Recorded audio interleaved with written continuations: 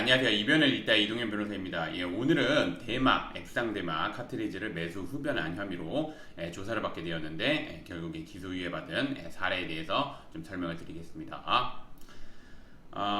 지금 보시면 알겠지만 이게 불기소 이유서고 대마 요 사건입니다. 교육기소조건부 기소유예를 받았습니다. 보면은 사건의 개요, 요거는 약간의 각색이 있으니까 그거는 참고 부탁드립니다. 회사원 A씨는 고등학교 친구 B씨와 함께 술을 마시면서 마약과 관련된 이야기를 하다가 이제 호기심에 인터넷으로 대마를 검색한 뒤 그 다음에 친구들과 함께 마약을 구매하고 흡연하게 되었습니다. 그리고 이후에도 여러 차례 대마를 구매해가지고 이제 흡연하게 되었습니다.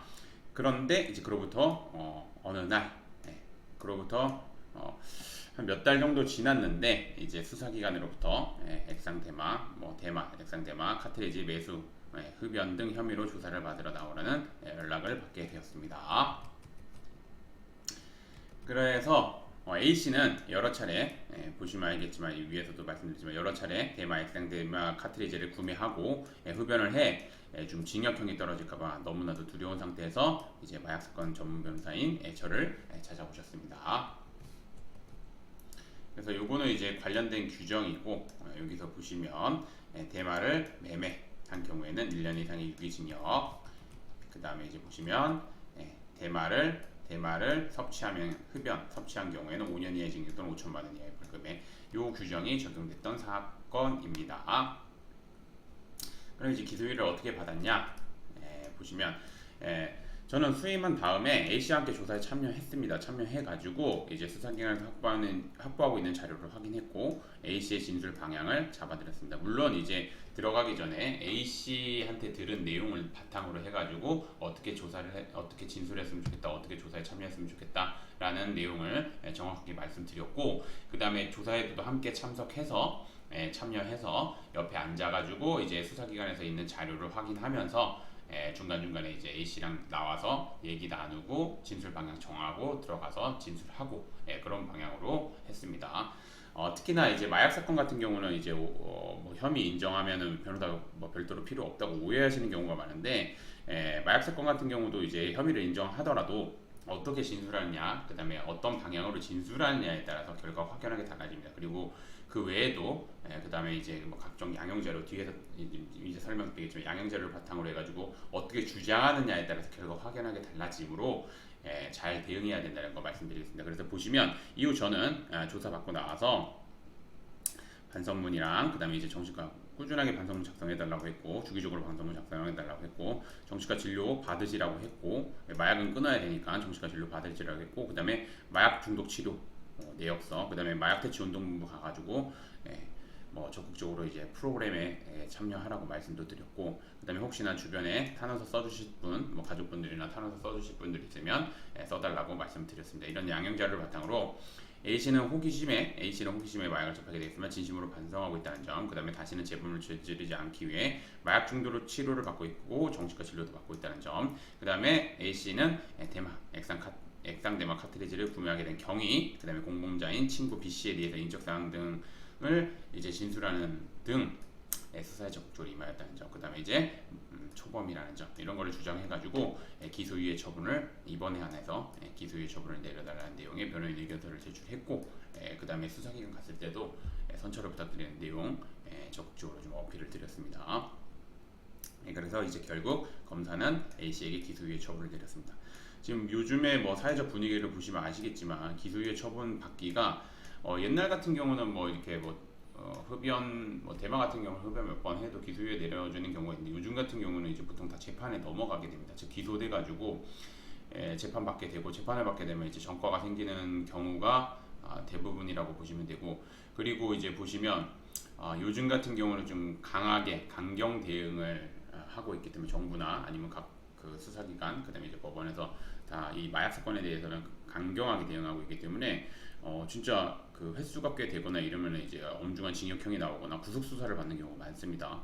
그런데 이 사건 같은 경우는 정말 잘 대응해서 기소유예 받아서 전과도 안 생기고 아무튼 고랬던 사건입니다. 그래서 이제 보시면 대마 이 사건입니다. 기소를 유예한다. 그다음에 피해 사실이 인정된다. 그다음에 초범이다. 반성하고 있다. 제가 주장했던 거죠. 그다음에 재범 방지를 하는 것이 적합하다 보인다. 이거 재범의 위험성을 저희가 적극적으로 정신과 진료도 받고 이런 걸 보였기 때문에 이제 요 정도로 이제 재범 방지를 하는 것이 적합하다고 했다. 뭐 그런 식으로 된 겁니다. 그래서 그리고 마약 대체 운동무에게 실시하는 교육을 이수하는 조건으로 기소를 유예한다. 결국에는 기소 유예 받았던 사건이고 이 사안의 내용을 보시면 알겠지만 친구들이랑 같이 매수 그래서 9g 매수했다는 거. 그 다음에 보시면 6g 매수했다는 거. 그 다음에 대마 카트리지 5개 구매했다는 거. 그 다음에 0.1g 넣어서 폈고 0.1g 넣어서 폈고 0.1g 넣어서 폈고. 그래서 요즘 제가 아까도 앞서 언급드렸지만 지금 요 정도 사안 같은 경우는 이제 최근 사회적 분위기나 이런 거를 보면은 뭐 기소돼 가지고 재판을 받거나 그런 경우가 많은데 아무튼 요 사건은 클라이언트 분도 제가 요청드리는 자료도 적극적으로 주셨고 저도 적극적으로 대응했고 그래서 아무튼 뭐 같이 잘 대응해서 좋은 결과가 나오게 된 사건입니다. 그래서 이제 오늘의 좀 내용을 좀 정리를 하자면 최근 마약 범죄가 사회적으로 이슈가 됨에 따라 수사기관은 구속수사를 법원은 엄중한 징역형을 선고하고 있어 주의해야 됩니다. 정말 구속수사 요즘에 정말 많이 하고 있습니다. 그래서 뭐 저 같은 경우는 이제 변호사 처음부터 이제 변호사 초기부터 이제 그 마약 사건을 좀 많이 했기 때문에 그 제가 변호사를 시작할 때 정도에는 솔직히 말씀드리면 뭐 구속 수사를 하는 경우가 뭐 크게 많지는 않았습니다. 뭐 특히나 흡연이나 뭐 매수 정도 하는 경우에는 많지는 않았었는데 요즘 같은 경우는 좀 흡연의 횟수가 여러 번 되거나 이제 매수한 그람 수가 뭐 좀 되면은 구속 수사하는 경우가 많습니다. 그리고 이제 법원에서도 징역형을 내리는 경우가 굉장히 많습니다. 그래서 잘 대응해야 되고 그래서 이제 특히 최근 마약 사건에 대해서 기소유예 처분을 내려지지 않는 게 추세입니다. 그래서 초기 대응을 제대로 해야지 기소유예 등 원하는 결과가 됩니다. 그래서 본 사건도 초기에 저랑 같이 초기 첫 조사부터 그러니까 제 클라이언트분이 그래도 제가 잘했다고 말씀드리는 게 이제 수사기관에서 연락을 받고 저한테 바로 연락을 주셨고 그 다음에 이제 저랑 같이 조사를 받으러 들어가서 진술 방향 잡았고 그 다음에 이제 조사받고 나와서 제가 요청드리는 자료 아까 위에서 간략하게 언급했지만 그 외에도 여러 자료들이 있고 그런 자료를 주신 걸 바탕으로 제가 이제 적극적으로 이제 기소유예 내려달라고 어필을 했던 부분이고 그래서 이제 좋은 결과가 나왔던 사건입니다.